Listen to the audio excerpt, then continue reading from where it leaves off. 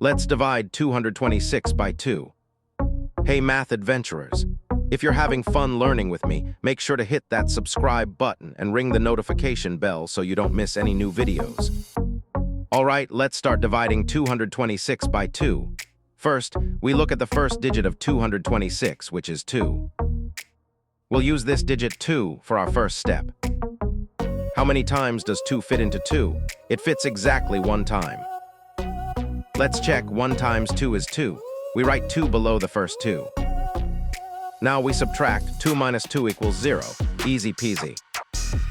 You're doing fantastic. That's our first step done.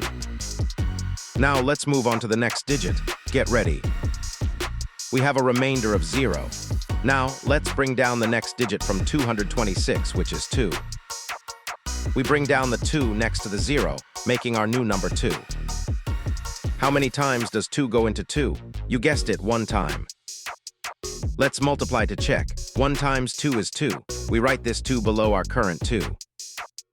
Time to subtract again. 2 minus 2 equals 0. We're on a roll.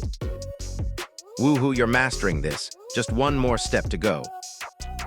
Let's bring down the last digit and finish this up. We have 0 left, and it's time to bring down the last digit of 226, which is 6. We place the 6 next to the 0, creating the number 6. How many times does 2 fit into 6? Think of your 2's times tables. It's 3 times. Let's check our multiplication. 3 times 2 is 6. We write 6 below our 6.